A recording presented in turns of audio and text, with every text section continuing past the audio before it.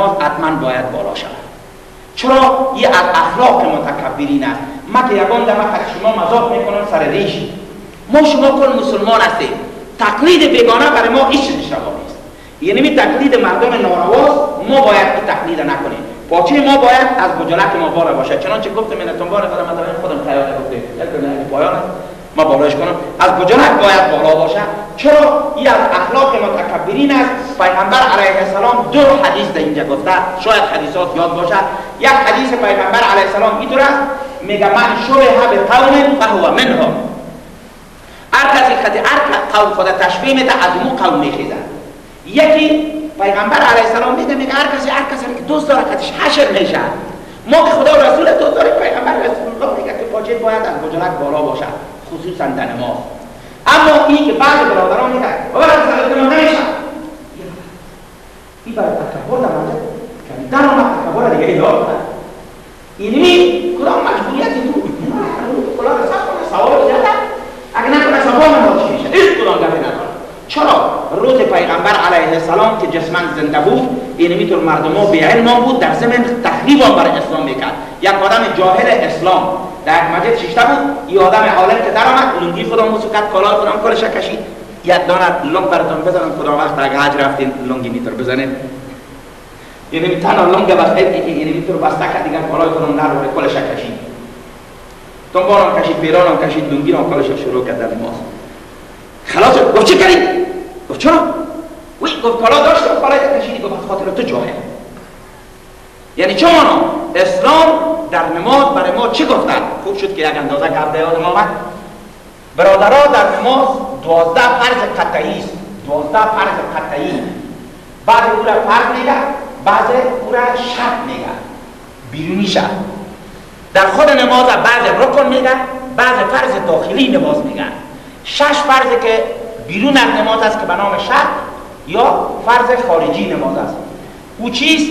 اول پاکی جان که وضو کردیم یا غسل، دوم پاکی جامه، سوم پاکی جان، چهارم پاک کردن سطر عورت که از کجا؟ از مرد از زیر ناف تا به زیر زانو، این سطر عورت است. پنجم وقت شناختن. حالا اگر ما نماز دیگر را بخوانیم روز نیست، وقتش نیست. نماز با وقت فرض است.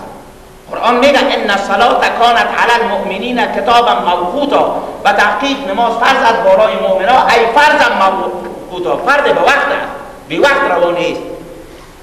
این پنج. ششم به طرف قبله استاده شدن. میگن اگر یک قدم در یک جای نابلد بود، خب چرا زد که این می طرف قبله است، بعد نیت کرد در نماز صحیح خدا کنه که طرف شرق استاده شده باشه. چرا خدا زد؟ اگر در خود نماز کرد برای بابا برادر طرف افتاد درآمد استاده سی، این تو قدم بر نداره، این تو استاده است دو پس چه صفا که در امام استاده میشه، یک نفر بودیم اینجا استاده شده، استاده شده چون عملا بابا چه کمیتم دارم داده بود، این فقط دپوری شاباس خیلی بگیرید. اینا رو کردن یک برادر دیگه آمد جماعه کرد، یا خود این پاس کش کنه؟ نه کش کنه، کش کنه، یعنی نمیتون یا این پایه خود کش کنه یا ملایمام اگر اون جای نداره ملایمام میتون کنه. صفا و نمیاد صح اینجا شد. اینا رو بعض برادران میگدن که از پیشروی نماز تیر نشد. از پیشروی نماز تیر شدن چه خلقش روانه است؟ اینم یک جای نماز. این از این یک جای نماز پیش اکتیو شدن نداره. اون از این جهت کنم مجبوریت از تیرش احترام کردن نداره. اصلا ما کوشش کنیم که در مابین اسلام تمام قفای اسلام اصلاح داره، تکلیف داره. اول اینطوره که در مابین عمل قیام عوضش بشینه. اگر این طور هم 6 تا نمیتونه 4 دانو هم بشینه در نماز صحیح است. اگر این رقم نتوانست نمیکنه اونو قبله است، در دو طرف قبله پای دراز کردن رواست، غیر از روا نیست. مثلا اونو طرف قبله است، ما آل به خاطر از اینکه نماز دیگر وضو چه نمیتونم پای خود دراز کردیم طرف قبله، البته بالش مالش یا هر کس مریض هستم اینا رو نیت کردیم این تو اشاره میکنم طرف قبله صحیح است، پایش باید طرف قبله باشه. یکی که هر وقت مرده را میشوشته پایش طرف قبله کنید، سرش طرف شرق که باز وقتی که شوشتش رویش خودش طرف قبله میشه. اگر دیگه در هر طرف شوشتنش خراب میشه. ایناله وقتی که این آدم استاده را نتونست ششتکاییش با این سیر هم رواز که نماز بخونه. اگر از این بالاتر مریض بود دیگه باز عید نمازش عفو است. یکی قیام که استاده شدن گفتیم، دوم که مثلا الحمد و یا قل هو الله. سوم رکوع که برادرمون گفت وقتی که در رکوعی تو میری خود همین رکوع که فرض است 3 دفعه سبحان ربی العظیم سبحان ربی العظیم سبحان ربی العظیم این سنت است. بسیاری برادران رو شما بینید الله چی یک دفعه نکنی 3 دفعه بابا اگر این تعظیم در مقابل یک آمر چه خصی میکنیم؟ اگر 5 دفعه بگیم سبحان ربی العظیم سبحان ربی العظیم سبحان ربی العظیم سبحان ربی العظیم تا 11 دفعه رواست. کسایی که خصوصا شوقی پیدا یا تعجب میکنن چرا؟ بسیار احترام به مقابل خدا. پس که وقت از این بالا میشی سمع الله لمن حمده ربنا لك الحمد اگه تنهاست اگه نیست ایچی الله اکبر در سجده می سبحان ربی الاعلی سبحان ربی الاعلی سبحان ربی الاعلی 3 دفعه ادناش الله اکبر این سم بشی باز بگو الله اکبر 3 دفعه تا 5 تا 8 دفعه. پیغمبر علیه السلام که جسماً حیات بود یک آدم آمد در مسجد نماز خواند. همین نماز این میره کمکی خواند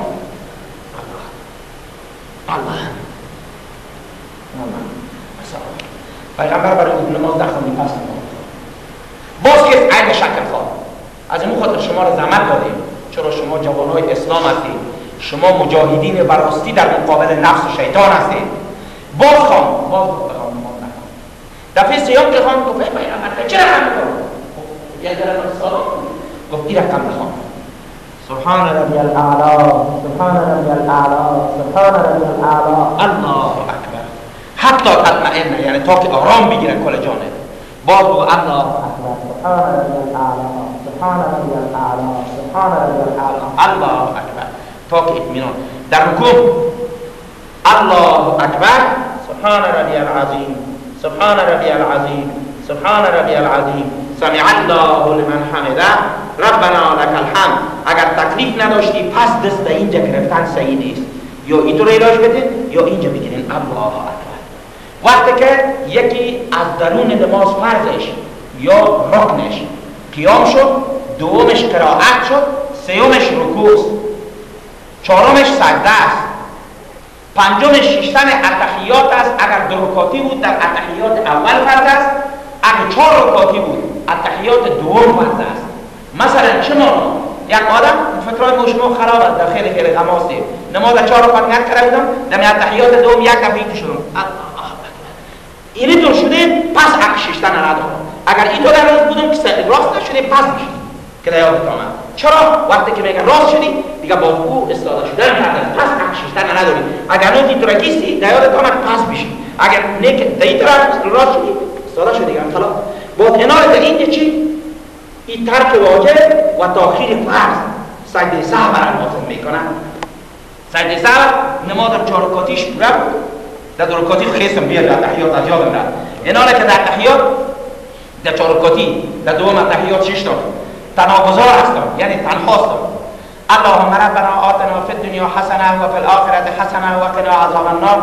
السلام علیکم و رحمت الله السلام علیکم و رحمت الله الله سبحان ربی الاعلی سبحان ربی الاعلی سبحان ربی الاعلی الله اکبر الله اکبر سبحان ربی الاعلی سبحان ربی الاعلی سبحان ربی الاعلی الله اکبر. با تو اللهم ربنا السلام علیکم و السلام علیکم خلاص. این سجده سهو میگن 2 سجده است. بله سجده سهو 2 سجده است. منتها اگر مولا امام است یک طرف و پیش از خواندن اللهم صل دو بخونه. چرا ابو مقتدی که 1 رکعت یا 2 رکعتش مونده او دیده در تحت میخیزه و خاطر از این تنها اتحیات بخونه و درود یار نکنه و یک طرف سلام بده که او نخیزه بگه سهو کنه مولا پس بشینه. اگر مقتدی است باز از 2 طرف سلام بده این نمیتونه کلش بخونه با سلام بده باز الله اکبر بکنه. این سجده سهو شد. یکی سجده تلاوت است. در خود قرآن کریم 14 سجده است که در تلاوت سر آدم واجب میشن. با مذهب ما چون مذهب ما میانه است همین خود سجده کردنهای تلاوت 3 رقم است. سنت است واجب است فرض است. اختلاف که در مابین ارجحی آید مذهب ما میانه‌اش میگیره و مذهب ما کلش واجب است. اما ساده که خواندی میتونی که سجده کنی کلش که خلاص شد هم میتونی که سجده کنی. سجده تلاوت 4 رقم نیت کردم ادا سادم سجده تلاوت قرآن، آمنت بالرحمن و رضیت لک الاسلام. اگر یه عربیاش یاد ندارتیم نیت کردم که ادا سادم سجده تلاوت الله اکبر، سبحان ربی الاعلی، سبحان ربی الاعلی، الله اکبر. خلاص ندست بس کردم، نکلم چیزی دیگر کردم، فقط نیت کردم، راستن در سجده رفتم و سه دفعه گفتم سبحان ربی الاعلی، سبحان ربی الاعلی، سلام در دادن هم ندارم. این سجده تلاوت است. یک تا برای اگر همین 14 تا خوانده بودی 14 سجده. خودم این سجده تلاوت سرادم چه رقم لازم میشه. اینجا آیت سجده را خواندم، یک دفعه یک ضرورت پیدا شد خیستم اینجا باز شدم، همین آیت باز خواندم، مجلسم بدل شد، باز سرم سجده تلاوت است. در این جایی که ششته خدا کنم همین آیت یا برای تعلیم یا آیت تعلیم 30 دفعه بخوانم هم یک سجده است. اگر جای بدل کردم ولو یک آیت اینجا خواندم اونجا خواندم ابو سجده تکرار شده. 4 جای خواندی 4 جای سجده کو 5 جای خواندی 5. خب بگین دیگه چی سوال؟ ما انسان هستیم، انسان اختلاف شده. وضو می داشته باشیم، جماعت هستیم. در این جماعت با کدام واجب است؟ کدام تکلیف یعنی؟ بله خیلی. اینجا بسیار خوب سوال کردی. یک جوان بچه‌ای دیگه سوال کرد اون نام ما گفتم بسیار بیا ما ببینیم سراجو. پیغمبر ما میگه خدا مخلوق خود خیلی دوست داره.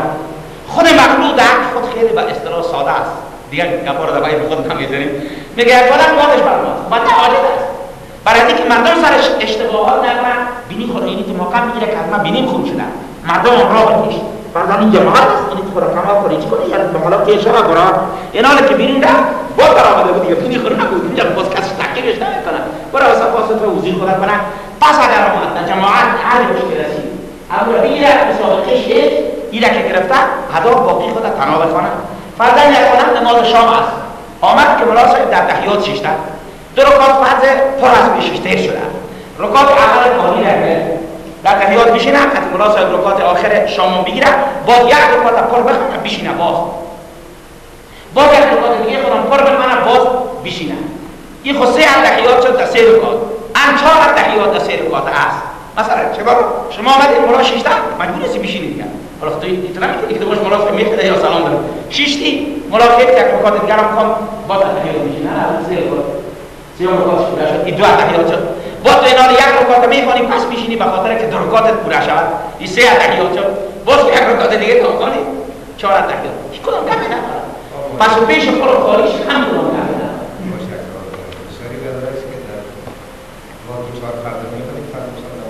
بله. سفر باشه. بله. همین سفرش بازی نمیشه. همون 4 رکعت اگر سفر میکنه همون 4 رکعت بخونه. اگر خوابیده میکنه نماز.